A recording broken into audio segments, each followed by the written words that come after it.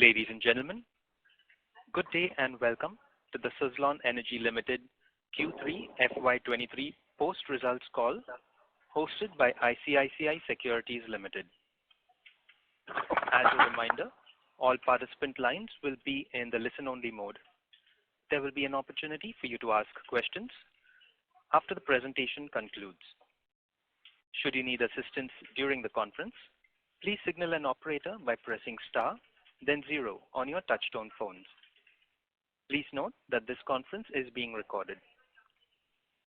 During this call, the company management may make certain statements which reflect their outlook for the future or which could be construed as forward-looking statements. These statements are based on the management's current expectations and are associated with uncertainties and risks as fully detailed in the company's annual report, which may cause the actual results to differ. Hence, these statements must be reviewed in conjunction with the risks that the company faces. I now hand the conference over to Mr. Anshuman Ashit from ICICI Securities. Thank you. Over to you, sir. Thank you. Good day, everyone. On behalf of ICICI Securities, I welcome you all to the Q3 FY23 post-results conference call of SUZLON Energy Limited.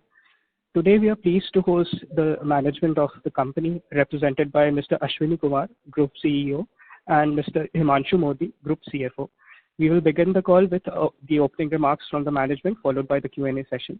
I would now like to hand over the call to Mr. Kumar and Mr. Mody for their opening remarks. Thank you, and over to you, sir. Thank you, Anshuman. Greetings to everyone, and thank you for joining us for our Q3 earnings call. I hope you had an opportunity to review our results and investor presentation. I'll share with you an overview of the industry, and we'll walk you through our Q3 FY23 and 9 months FY23 performance. We will then take your questions. As we all know, the Indian government is committed to its 2030 target of 500 gigawatts of non-fossil fuel-based capacity. The target for wind out of this is 140 gigawatts. With current installed capacity of 42 gigawatt, it's clearly that over the next 7 to 8 years, we need installation of more than 10 gigawatts per year. There was a crucial announcement last quarter by the Government of India of inviting bids for 8 gigawatts per year annually from 2023 to 2030. This is, of course, will be in addition to the private sector initiatives in the commercial and industrial sector that we are seeing a good tailwinds with. Government has also taken out policies related to ISTS waivers for green plants, discontinuation of e-reverse bidding, and all of these will boost the Indian power sector as we go forward.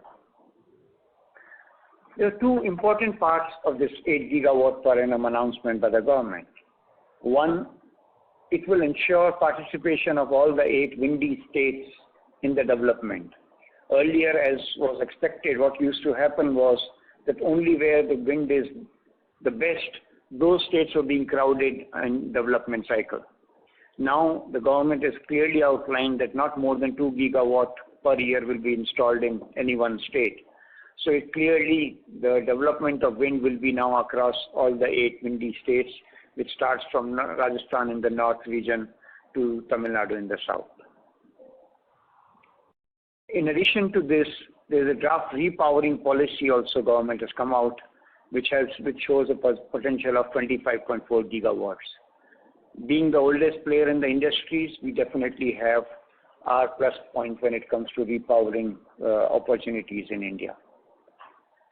On the business and performance front, Q3 has been a stable quarter for us, in line with our plan.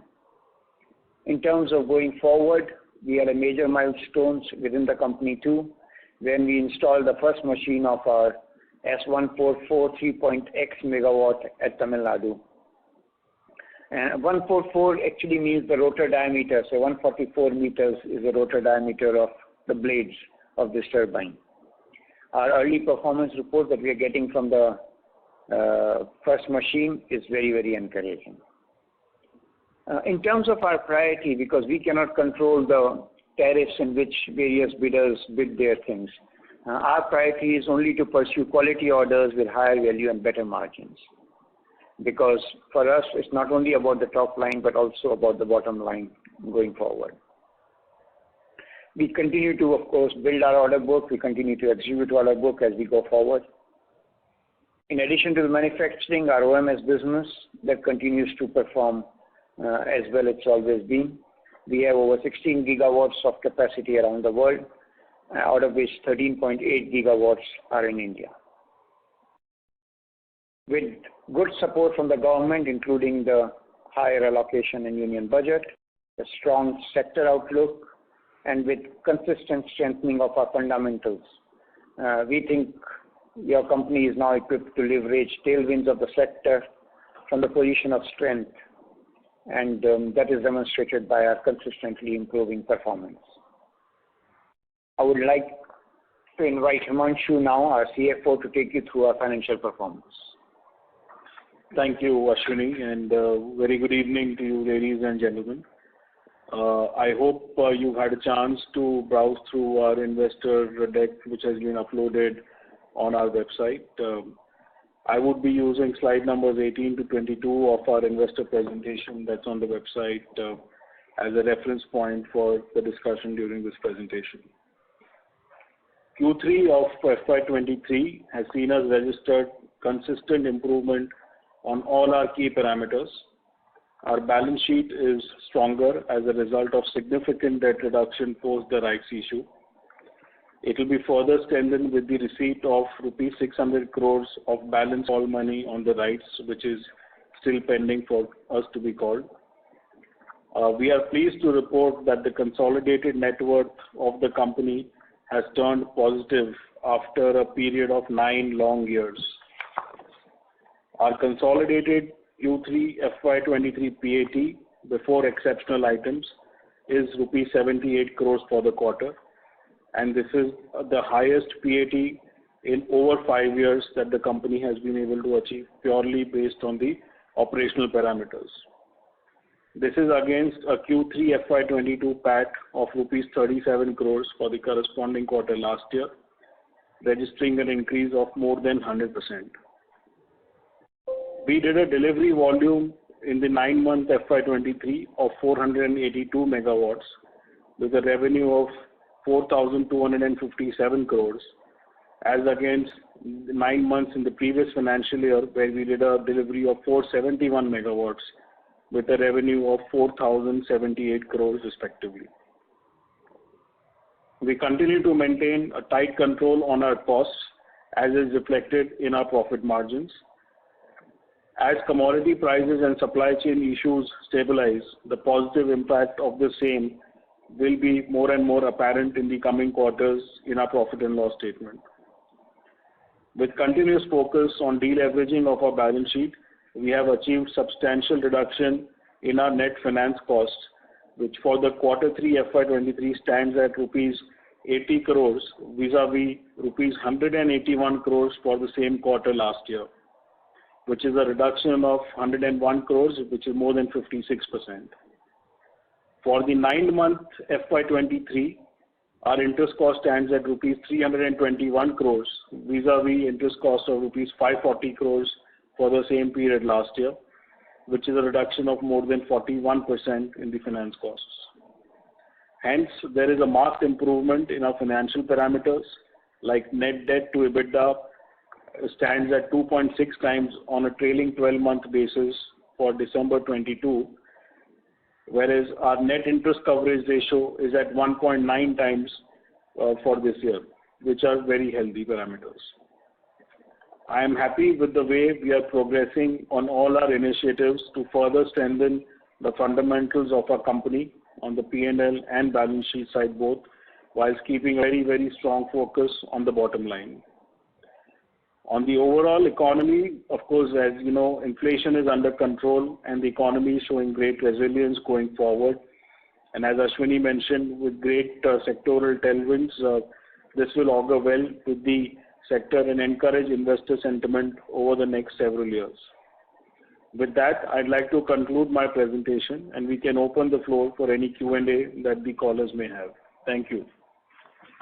Thank you very much. We will now begin with the question and answer session. Anyone who wishes to ask a question may press star and 1 on their touchtone phone. If you wish to remove yourself from the question queue, you may press star and 2. Participants are requested to use handsets while asking a question.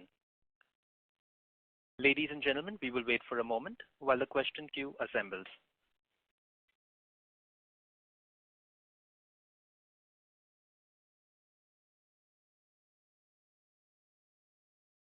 The first question is from the line of Shubham Shukla from Voyager Capital. Please go ahead. Yeah. Hi. Good evening, everyone. So my question is like around the order book. It's in the capacity and megawatts. Can I get a like monetary value of it? Like how much is it going to be? Something. Yeah. So as of now, we do not declare the order book in monetary terms because there is, of course, a turbine order book which one can safely guess by multiplying the megawatt by whatever is cost per megawatt that is installed from our revenue. There is equivalent amount of order book, if I want to call it an order book, is in our services business, where we have these contracts going forward, which will remain with us for many years. So, because of the two different aspects of the business, we tend to not to describe the order book in monetary terms. In terms of megawatts, I think so it's already there on slide. Okay. The slide, yeah. Okay. Yeah, on the slide 15, that it is 782 megawatts. Right. Well, that's only, as I said, manufacturing order book. Okay. And about the debt, as we have seen the significant decrease in our debt levels, and that also we have seen in finance cost. Like, do we see any more reduction or like to net debt free, like in couple of quarters or years? Like, just a rough idea about it. So, whilst our scheduled repayments on the debt continue, Shubham, there is, as I mentioned, there is about another 300 crores from subsequent tranches on the rights that has clearly been identified from the end use of the rights issue towards repayment of that debt. So, in addition to the repayments that are scheduled, another 300 odd crores will go towards debt reduction. So, to that extent, it will be a expeditious reduction on the debt here also in the coming few quarters. But this is in for like coming quarters. But like, do we see in like a debt-free condition, like in maybe like 2-3 years down the line, or like any plan sort of like to have it? So a bit too early for me to give you such a forward-looking guidance. But yes, we are maintaining the financial discipline of ensuring that the leverage keeps reducing on a significant basis, and hope to see us a day soon where the balance sheet would be net debt positive. Okay. Thank you so much. Thank you. We have the next question from the line of Sumit Kishore from Axis Capital. Please go ahead. Hi, good afternoon. My first question is, in your third quarter and 9 months revenue, what is the operations and maintenance services income, and what is the margin contribution of that income?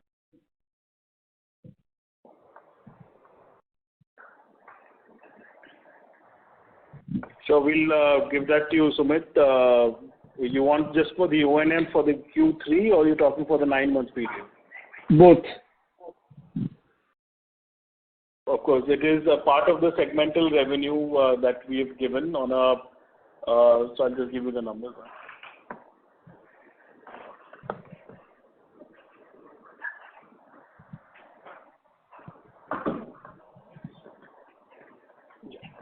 So it is a total of, for the December ended quarter, it is 476 crores in revenue, and for the 9-month period is 1,386 crores.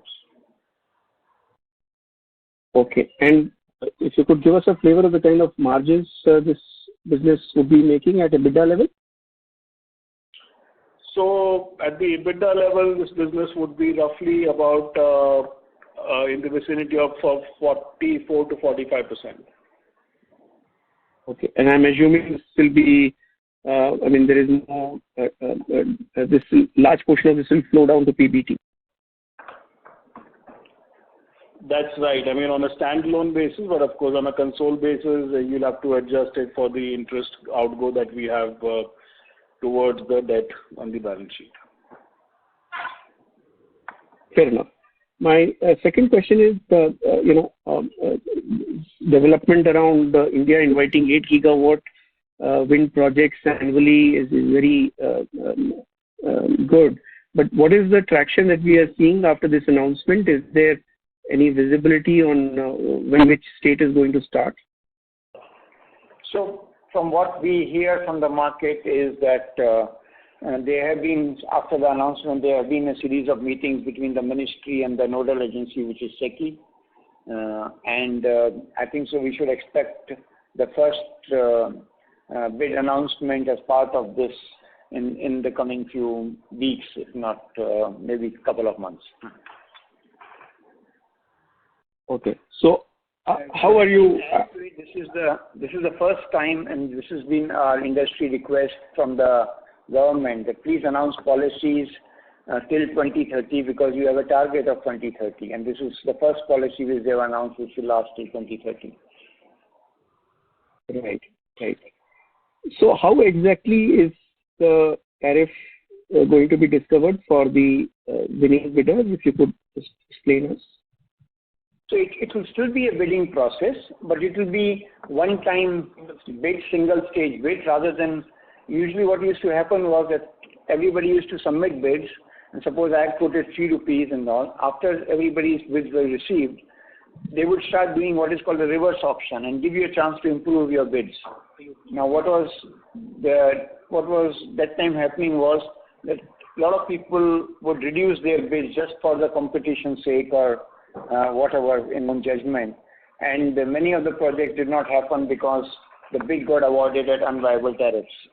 So basically, everybody welcomed the idea that everybody does their own calculation, submits a bid on which they believe that wind power can be supplied, and the lowest person actually gets awarded the contract. The details of this, how this whole scheme will work, as I said, is being worked out by the ministry and the nodal agency, which is SECI for Government of India, and they will come out soon with their first bids. Sure.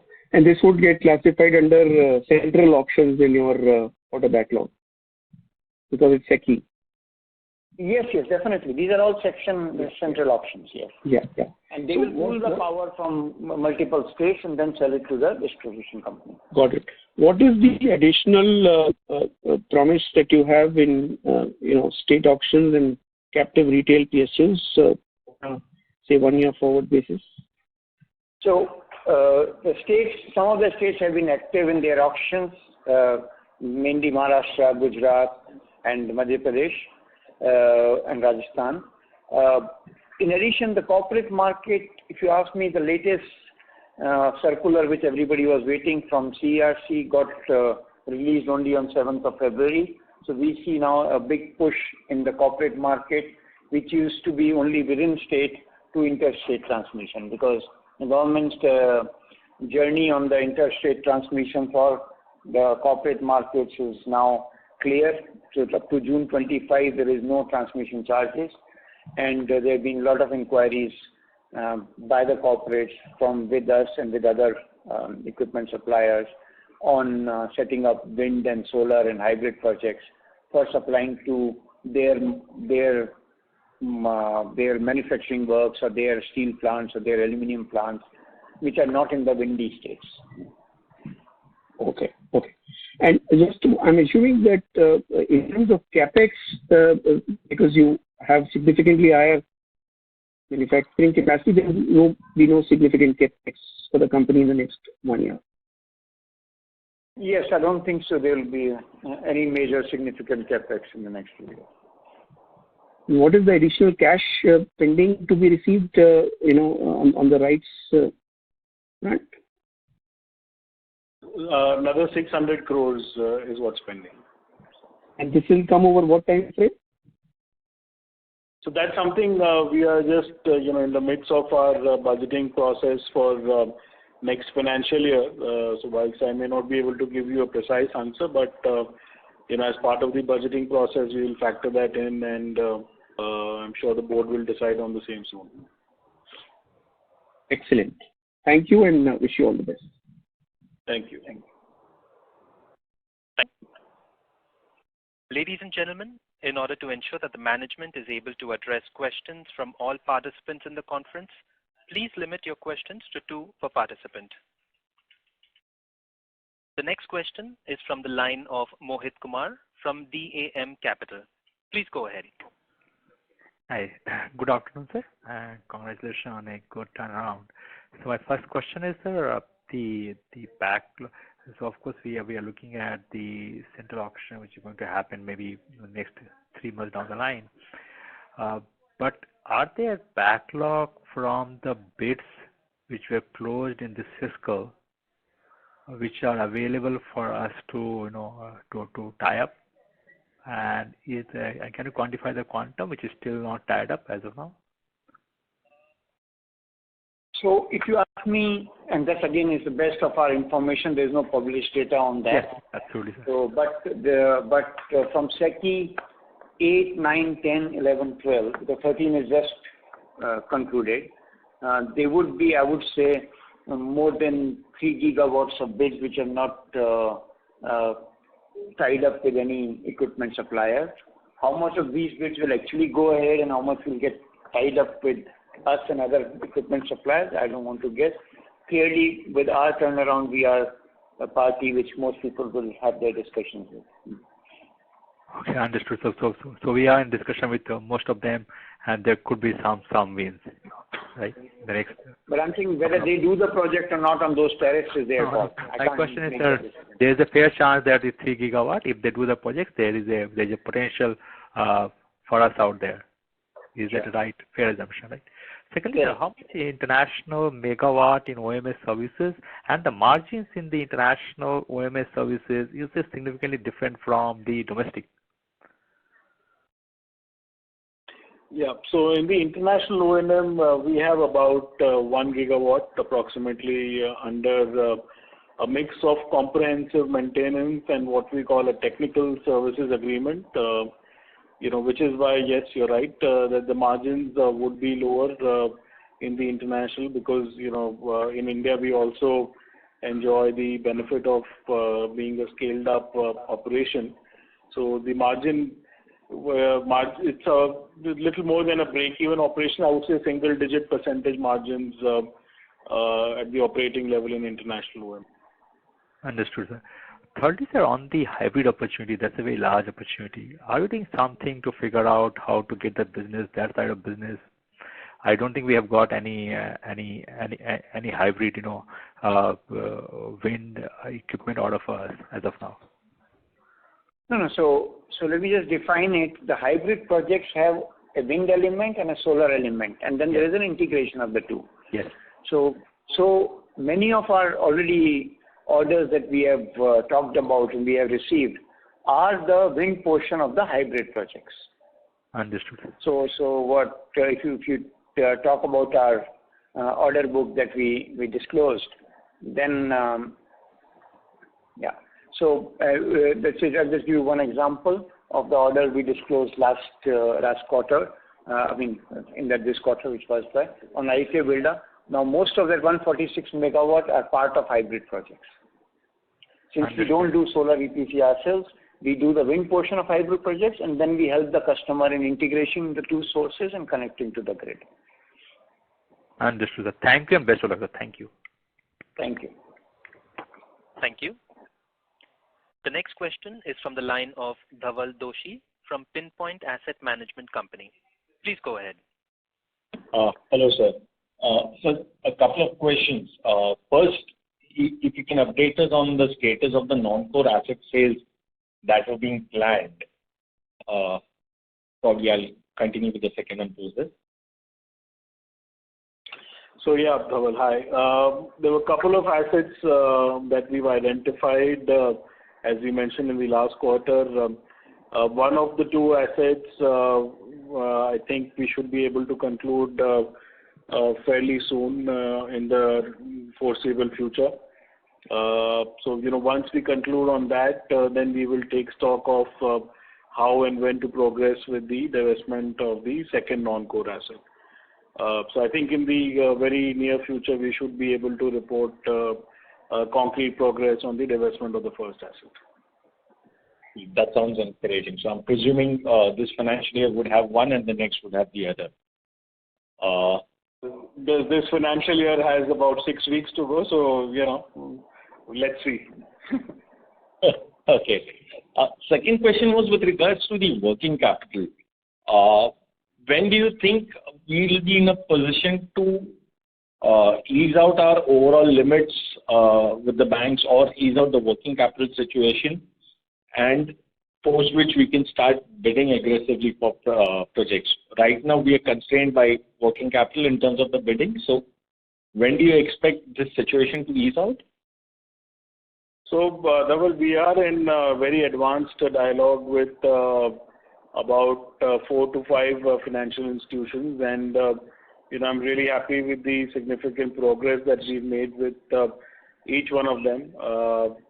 We have an early sanction on a small working capital limit on board as well. I will not be able to disclose the amount or the name of the institution as yet, but it's encouraging signs, and I think by the exit of this quarter or early Q1 of next financial year, we should have made significant progress for us to deliver on our next year's business plan.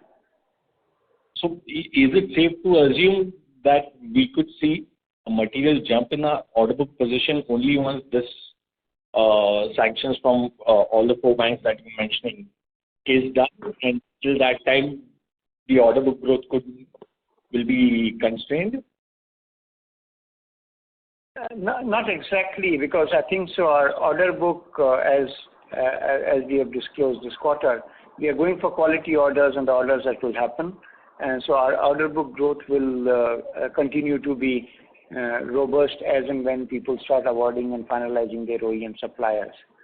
In terms of working capital, as Himanshu said, we are already on our way, and working capital are not restricting our order book as of now. Thank you, and all the best. Thank you. Thank you. Thank you. The next question is from the line of Prashant Kothari from Pictet. Please go ahead. Yeah, thank you for the opportunity. I just had a few questions. One, I was a bit confused about how much... sorry to interrupt, sir. The line for you is not very clear. I request you to please speak into the handset. Overall, and out of the 12.8 is India and rest is international. Excuse me, Mr. Kothari. The line for you is not very clear.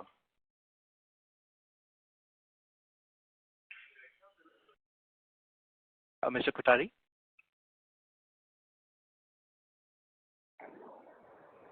Ladies and gentlemen, the current participant in the queue has dropped from the queue. We will proceed with the next participant. We will take a question from the line of Abhijit Anand from MK Global. Please go ahead. Yeah. So I want to understand the present competitive landscape. Who are the top 5 players?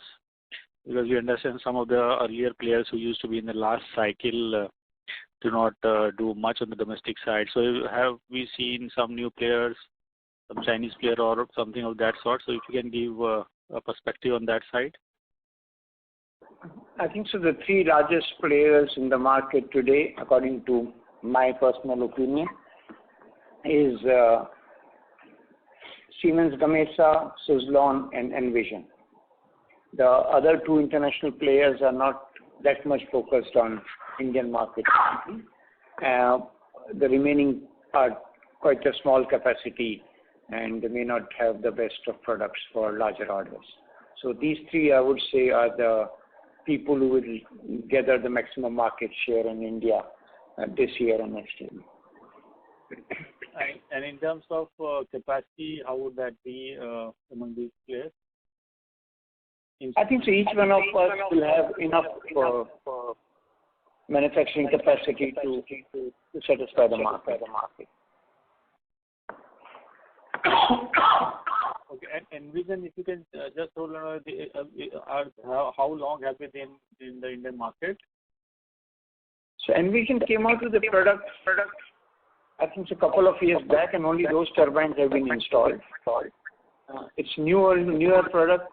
He's got some orders which are under delivery. Again, all of this is, I would say, the best of my knowledge, and those will be installed going forward. Thanks, Dr. Mukul.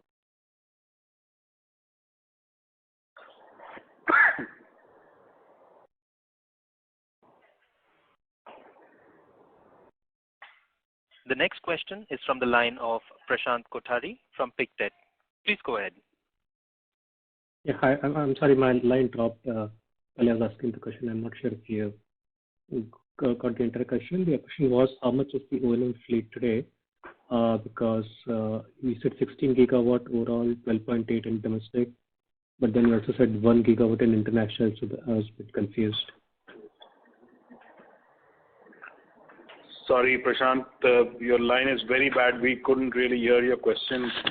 I heard something about 1 gigawatt in international. That's about it. Okay, sorry. Is this any better now? Much better. Okay, great. Okay, so the question was on the O&M fleet, how much is it really? Because I heard 16 gigawatt overall, and I also heard 12.8 in domestic and 1 gigawatt in international. Somehow it's not adding up for me. Yes, a part of the OMS fleet, the balance would be under, it's either under warranty period, or it may be a fleet that is churned out beyond its life cycle period. I see. Okay. So you're only getting revenues from 12.8 plus 1, 13.8. That's right. Okay, understood. Okay. No, sorry. 13.8 plus 1. If you go to slide 14, the Indian installed base is 13.8 gigawatts plus 1 overseas. Yeah. Plus some NCS and space supply agreement. Yeah. Okay, understood. And what was our market share in the in the kind of orders placed in this year? If you have some ballpark number to help us. It's very difficult to get the data, so we don't keep it. We usually go by the Government of India numbers on the commissioned turbines at the end of the year. That's the only, I would say, reasonable number to follow. And there's no database or public information on how much order book people have got. And more importantly, even after they've got it, whether they are proceeding with these orders or not. So that's why we do not try to follow. We know which are the customers we are dealing with. Once we lose a customer, also we know usually, okay, this has been lost to this and this supplier. But I don't think so I'll have a market share number, which is any, in any seriousness I can claim to be right.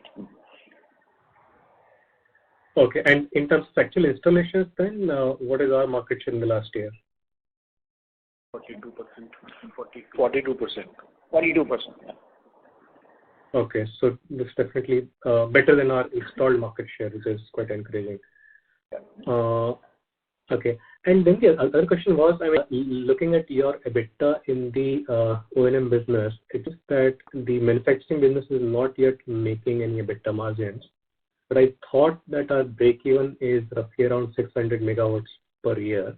Was my understanding wrong, or is there some change in the economics of the business?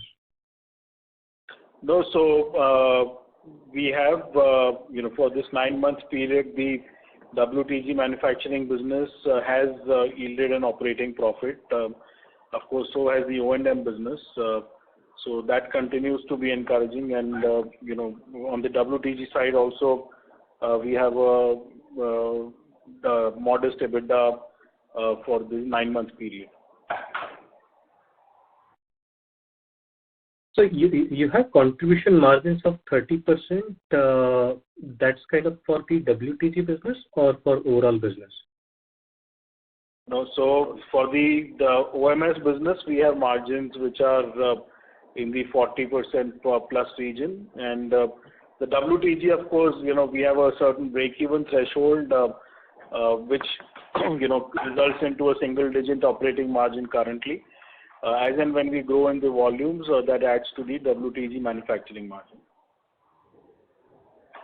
Right. And so the WTG contribution margin would be about the order of what? How much? For the current 9-month period, it will be about 16%.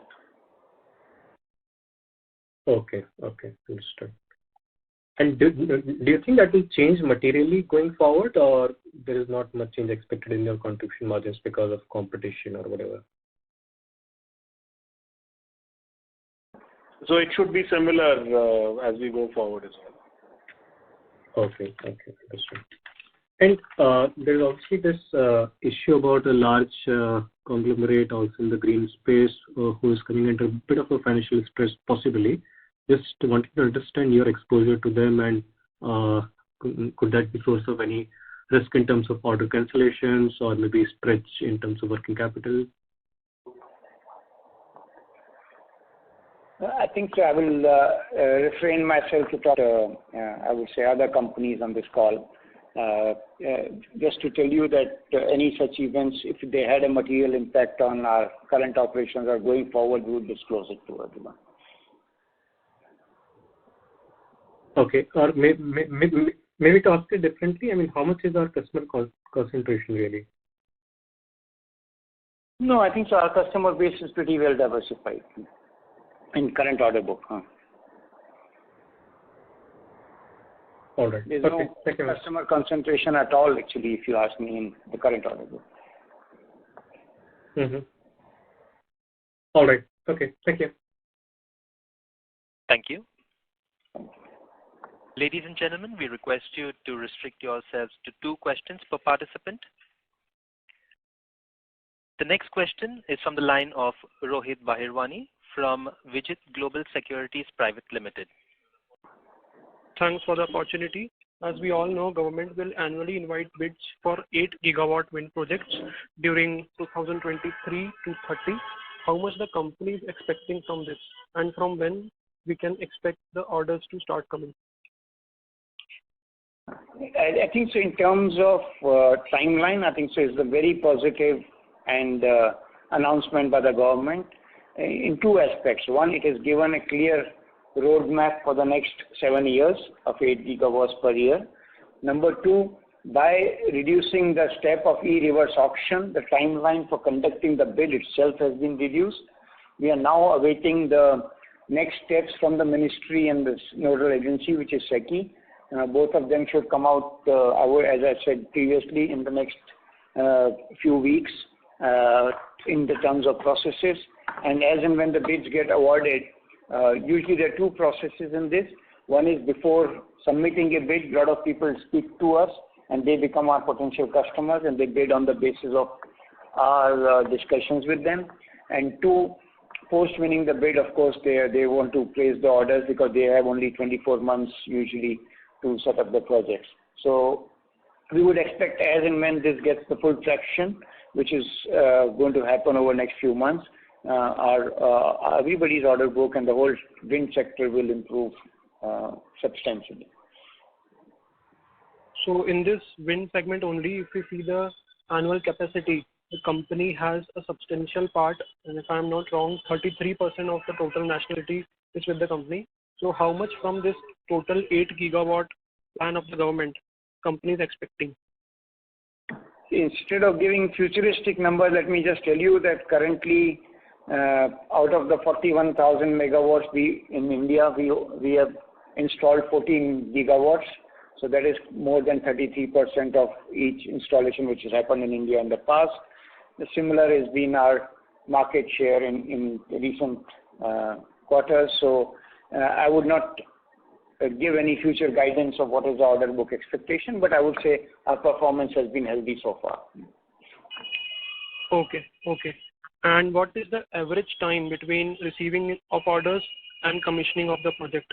If you can give some information on that. Yes, so in SECI big type of order, it is usually, I would say the supply will happen with around 15 months and the final commissioning happen in 24 months, 18 to 24 months of the order, because not all turbines are installed on a particular day. They do it one by one. And in terms of smaller orders from corporate customers and people who use it for their own purposes, the supply is usually in 3 to 6 months time, and the installation in 9 to 12 months time. Thank you. The next question is from the line of Faisal Hawa from HG Hawa and Company. Please go ahead. So this has been like a tumultuous, 10, 11 years that we have spent prior to last year. So what are the two key lessons that, we have, imbibed from these 10 years and, which hopefully we will not, repeat again, those mistakes? I think so. Not only from this, from my previous experience also. The simple, I think so. It is always good to follow the policy of financial prudence and plan according to how the market is going to behave, and of course keeping to also, in terms of transparently. And focusing on the corporate governance, do your business. And I think so that financial discipline is something that, as you can see in the results, has been brought about by reducing not only our financial cost, but our operating cost over the last many quarters. And so that's something I think so which is good for any industry and any company. You will always have some events which will be unexpected, but as long as you have a robust discipline and transparency and governance, you will come through. And so secondly, Mr. Tulsi Kanti was like a very legendary entrepreneur, and he is going to be missed like anything by SUZLON. How has the organization now, restructured, and what were the key roles that he was playing? And now, who is fulfilling those roles? What is also Mr. Girish Tanti's, contribution now to the company? And if you could just, elaborate on where he will be missed, how we have actually, coped up with it. Yeah.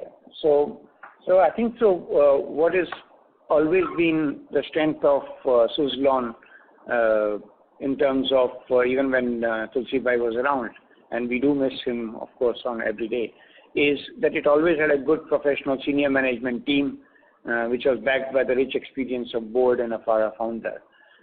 This time, for the first time, we are disclosing this in public domain. If you see the slide 16 of our investor presentation.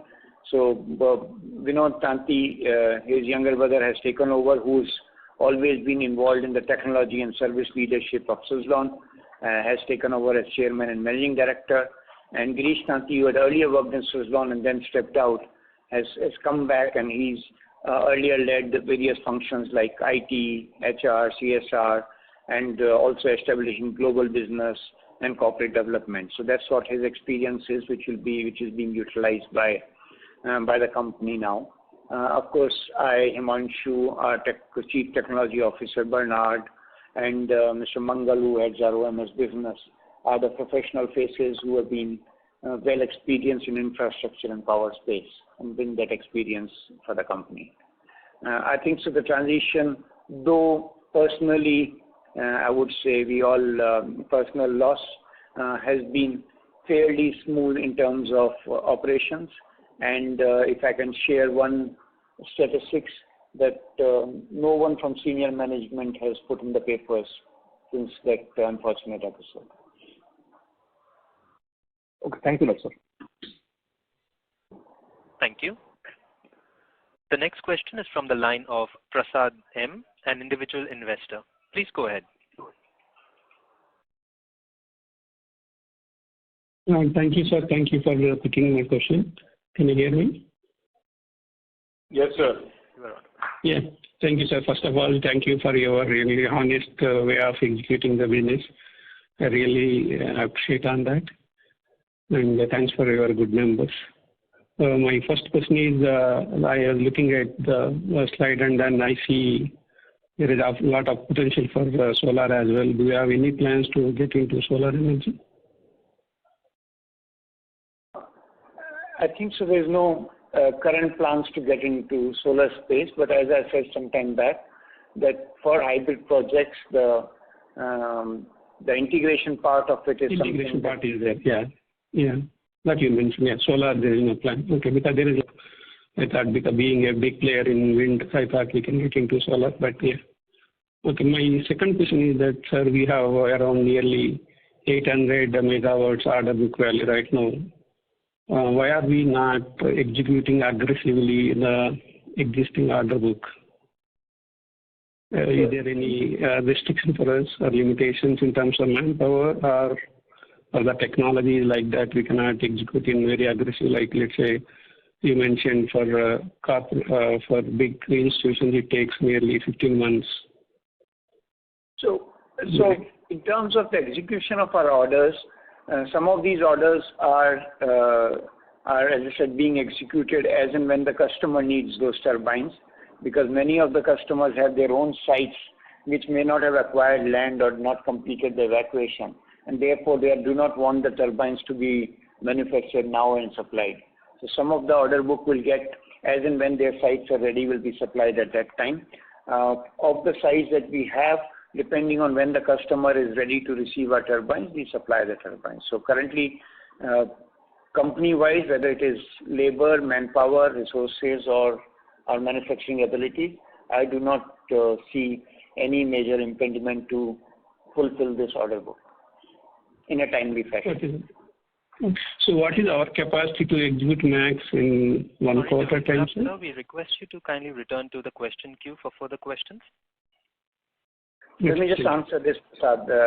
So as I said, we do have some of the sites which are getting ready from part of this order book, which will be supplied in next 6 to 9 months' time. Okay. Thank you, sir. Thank you for taking. The next question is from the line of Jatinder Agarwal, an individual investor. Please go ahead. Hi, good evening, sir. I have just one question. So we have our capacity utilization, which is somewhere in the range of 25 to 30%. Can you, explain in two aspects? One, in terms of management or operations, and the second in terms of the financial obligations that you may incur if this capacity utilization was to increase dramatically over the next 2 to 3 years? Thank you. So as we all are aware that the Indian wind market as an overall market did not do too well over the last few years between 18, 19, 19, 20, 2021 and 22, 22. So those 4 years were not very good for Indian wind market. So our capacity utilization clearly became less. However, going forward, this capacity utilization, as we said, being the pioneer, we have the best of manpower, best of manufacturing facilities, best of OMS operating and management teams, and therefore we expect the capacity utilization as the Indian wind market grows to become higher. This will of course reflect in better performance of the company, both in terms of its revenue as well as other financial parameters. No, what I mean to is what type of challenges do you see in terms of, obviously at 25% employee or the operational staff strength that you would have is very different from what you will hypothetically be doing at 75%. So that is one challenge that I can definitely see. Could you also explain this in terms of, whether you need to upgrade your existing facilities in terms of capex and all, whatever? Yeah. So thanks, Mr. Agarwal. I'll clarify that. So I think so. Our fixed manpower is fixed, and it can go up even if the volume increase substantially. Okay. What we need to add up is what we call the variable manpower. So suppose I'm just giving an example. We are making X turbines per month. If you have to make 2X turbines per month, then the labor force and the people we need at that level, what we call the variable manpower, that will go up. So that is, and I think so in Indian ecosystem, getting those variable manpower skilling them is something we have done it in the past, and we are confident of doing it in future. Okay. And sir, what about monetary cost in terms of redoing those factories, or they are no, as I full explained, capacity? As I explained in the previous question, we do not envisage any major capex over the next few quarters to do what we plan to do, which is to fulfill our existing order books and anyway future order books. No, not the existing order book, but let's hypothetically assume if your capacity even if the volume utilization was to say, so I understand, even if the volume were to substantially increase, to let us say, even I'm just giving a number, to let us say the 2x numbers, we do not have to do a substantial capex. Perfect. And so for the next 3 years, you would say that at least in terms of maintenance capex, that requirement is low, is it? Requirement is low. Perfect. In terms of maintenance capex, each manufacturing works will have its own thing, which is all funded through normal costs. Perfect. That is very helpful. Thank you, sir. Thank you, Mr. Agarwal. Thank you. The next question is from the line of Pramod Bhai, an individual investor. Please go ahead. Hello? Yes, sir, you are audible. Please go ahead. Yeah, my one question would be like, is there any possibility promoters planning to increase the stake in future? So as management, we would not like to comment on our shareholders' shareholding of our company, and so that's where I would leave the answer. Okay, thank you. Thank you. The next question is from the line of Sanjay Shah from Sarthak Metals Limited. Please go ahead. Hello. Sir, firstly, many congratulations. We are delighted to see the aggressively healthier getting of our very own company, SUZLON. So my first question would be, we're all aware that this business requires a lot of free cash flow. So is it safe to assume that out of this policy push of 8 gigawatt of wind energy, is it safe to assume that government would also like to distribute it amongst the top players? So the government will conduct bids, and depending on the bidders winning the capacity and their preferred manufacturing suppliers, we would expect this 8 gigawatts to be distributed with the suppliers who are competitive and have the capacity and intention to take part in India's growth story. Right. And is it possible that in the near-time future we would be able to see a significant push in the execution of the total megawatts? Like it's been a while since we've been noticing that it's been around 150 to 170 megawatts. Is it possible to be executing like higher number of megawatts in coming future? Yeah, we have a good order book, and depending on our customers' requirement, let's all keep our fingers crossed and hope for better execution. Right. Okay. Thank you, sir. Thank you. Thank you. The next question is from the line of Vinay Chaudhary, an individual investor. Please go ahead. Hi, congratulations on the great number. So my first question is, where do we see with the recent noise from in the market on Adani's, where do we see the orders from them? Do we see any kind of flowing from them? And on the order flows, around 800 megawatts was the distribution of WTG last year, and in Q4 we see Q4 is the major peak in our business. So what would be the Q4 and rough 24 megawatt distribution? Thank you. So as you are aware, we are not providing any future guidance of what is going to be this quarter or next year. But as I said, we are disclosing whatever we know, which is the current order book. And you are right that Q4 of last year was an exceptional quarter with very high volumes, which is always very difficult to replicate. Okay. Okay. And what about the orders? Any update on the, do we are in talking terms with the Adani Group for orders? So we have supplied turbines to Adani in the past, but as I explained to the previous question, that currently our order book is well distributed and there is no concentration of orders from any single customer. Okay. Okay. Thank you. And just the one more thing, like with respect to the non-core assets, especially the Pune office. So that is expected to be closed in next financial year, is it? Is the understanding correct? So as we said, we're working on one of the two non-core assets and hope to conclude that soon. Of course, at the right time, the company would make the relevant announcements to the exchanges. Okay. Thank you. Thank you. The next question is from the line of Mohan Kumar, an individual investor. Please go ahead.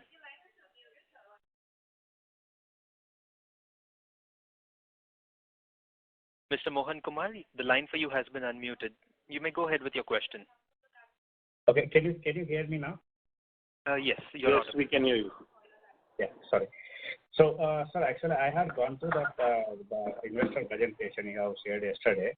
So, I was observed one thing that the order book actually it was reduced compared to that the previous quarter. Correct me, sir, if I am saying wrong. It's around some 50 megawatts. It is something it is reduced. Okay, and that is the one question. And mainly, I wanted to understand that like why the order book has reduced. Like last time you guys said that there is a chance of strong order book is in pipeline. So by considering that, what probably this quarter would have been order book could have been increased, right, sir? So may I know the reason, sir? So as you're aware that order book requires both sides to finalize. So one is the people who have won the bids, etc. They have to finalize their projects and then finalize with us. So they have been. So depending on what has happened over the quarter, I think so we have done fairly well by keeping our order book almost at the same level. And as I said, we are in decent discussions with many players who have won the bids as well as who are planning for their corporate capacities. So so that is something which we'll keep sharing with you as and when we receive a large order or on a quarterly basis. Sir, another question is like last time also we heard that something strong order book is in pipeline. Okay, it's currently it is advanced stage. Okay, even this quarter also we have been hearing the same statement. So I just wanted to understand that how much time would it really takes when we say advanced discussion to get it materialized a real order. Yes, and I think it's a fair question, Mohanji. And I think so. We would expect as the Indian wind market grows overall, the order book of SUZLON will look also healthy. Because the Indian wind market has been muted for last many quarters, the order has been steady rather than in a very growth aspects. Okay. And another question on the trade receivables, sir. Like last quarter also we are almost the same number, and even this quarter also we are at the same number, trade receivables. So any blocking things for us get it receive these things, sir? No, so there's no red flags there. Of course, the sheer sales in terms of rupees crores has increased. So I mean, if you look at the people, it may be similar, but the number of days outstanding is in that sense reduced. So no red flags on any trade receivables. Okay, thank you, sir. That's all from my side. Thanks for your effort keeping this company out. Yeah, thank you, sir. Thank you, Mr. Mohan. Thank you. The next question is from the line of Sunil Jain from Nirmal Bang. Please go ahead. Yeah, thanks for this opportunity. Sir, my question relates to the recent auction of SECI in the May of around 1200 megawatt and recent 600 megawatt. So the ordering for these turbine has already happened or is it still on the way? No, as I explained in the previous question, there have been outstanding orders to the best of our knowledge, right? So we are talking about SECI 12 and 13, but even in SECI 9, 10, 11, there have been some bidders who have not yet placed orders. So some of the bidders would be in discussions with us, but not all orders from SECI 9, 10, 11, 12, and 13 are closed, which is what I expected. My estimate of the orders which are yet to be awarded is more than 3 gigawatts, 3,000 megawatts. Yeah, but 8, 9, 10, there were some questions like whether that will happen or not. But these 12 and 13, these are in new regime and at good rate. So that should definitely happen. Am I correct in that? I agree. I agree with your assessment, and we would expect some of. We are in, the only thing I can share is we are in discussion with some of the winners of SECI 12 and 13. So my question was that, like, not like it was more related to the timeline. Means generally, once they win the order, they get they need to prepare and then they place the order. So that's why I was asking that. Yeah. So let me tell you the timeline. The way timeline works is after e-reverse auction is completed, then the people who won the bid get what is called the letter of award. Post which, once they accept the letter of award, the SECI goes and ties up with power sale to various states. They're saying, okay, these are the bids which have come for this tariff. Would you mind purchasing this power? Some of the discussion might have started before the bid, but the actual signing of what is called the power sale agreement, PSA, happens between SECI and the DISCOMs or the various states post the award of the reverse auction being completed. That process can take 2 to 3 months and sometimes may extend to 9 months also. Once that is signed, then they tie up with the power purchase agreement with the winning bidder. That okay, we have signed this now, your beneficiary is, let us say, Uttar Pradesh or some state, and please come and sign the power purchase agreement. From the date of signing the power purchase agreement, the bidder is given 24 months to execute the project. Okay. That is the timeline. And he would want to finalize the order close to, I would say, because once he knows that, yes, power sales agreement has been signed by SECI and I can go ahead and I need to do this. So that's what he does. So in SECI 12 and 13, as you rightly said, these have been recent awards. And I don't know the exact status of what is the status of SECI signing those PSAs or PPA. But as all I can say is that we are in advanced and discussions with many of the bidders. But the final order will only be done once they are sure that they have signed a PPA with SECI. Okay, and you are confident of maintaining your market share? I'm confident of doing well. Okay, great, sir. Thanks. Thank you very much. Thank you. Ladies and gentlemen, that was the last question for today. I would now like to hand the conference over to the management for closing comments. Over to you, sir. We thank everyone on the call for participating, and thanks ICICI Securities for organizing this call. And we look forward to future calls, and our investor relations is available for any queries that you may have on the company or in your shareholdings. Thank you so much. Thank you.